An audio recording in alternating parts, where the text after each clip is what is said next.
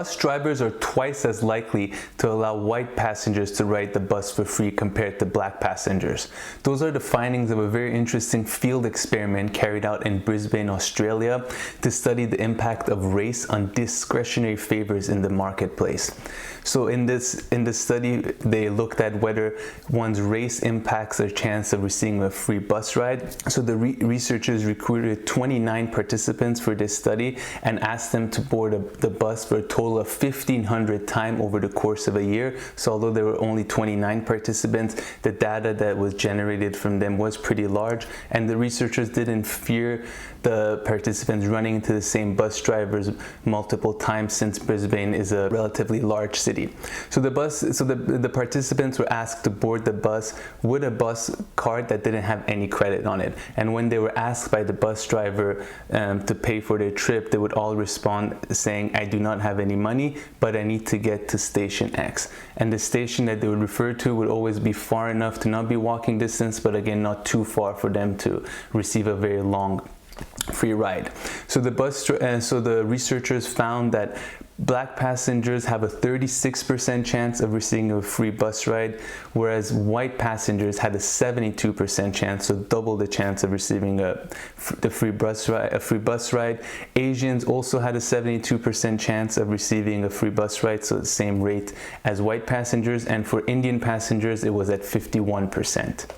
Now, the researchers also wanted to look at the impact that perceived socioeconomic status and patriotism would have. So they asked all the participants to wear either a business suit or a military uniform, and they found that in the case of black participants, wearing a suit increased their chance of receiving a free bus ride by 85%, and wearing a military uniform increased their chances of receiving a free bus ride by 115%. Now, some other interesting findings from this study include that there were no in-group preferences, meaning that a white or black bus driver wasn't more likely to allow a white or black passenger ride the bus for free. There were no major gender differences, so these rejection acceptance rates were the same for both men and women, and the researchers highlight that this showed that there wasn't a perceived sense of aggressiveness on behalf of the black participants that dissuaded the bus drivers from offering them a free ride.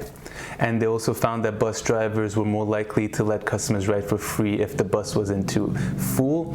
And this one was an interesting one. Acceptance rates were also much higher on a rainy day. 86% of passengers got a free ride on rainy days compared to 62% on sunny occasions. So the researchers wrote in conclusion that our results suggest that white privilege extends into marketplace favors or private accommodations that are often hidden and unregulated. So you can think of all kind of other interactions that arise during the day where a person might receive a favor simply because of their skin color. Now, the researchers ask us to question whether these findings are important or not, and if they are, what should be done as a society. One solution could be to remove as much as possible instances where discretionary favors can be made, but then again, for instance, not allowing any free rides, but this could have unintended consequences that you might not necessarily want in society. Another solution would be simply to raise awareness about the impact that race has in such everyday interactions, and through raising awareness, perhaps you can limit its impact. Now, the study also had another last part, a complimentary survey that was carried out by the researchers a few months after the field experiment.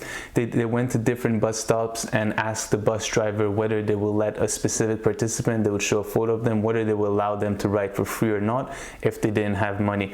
And interestingly, the bus drivers responded that they would allow more based on their responses. They indicated that they would allow more black passengers to ride the bus for free. But of course, these results do not match the field experiment carried out by the researchers that included a total of 1,500 trips.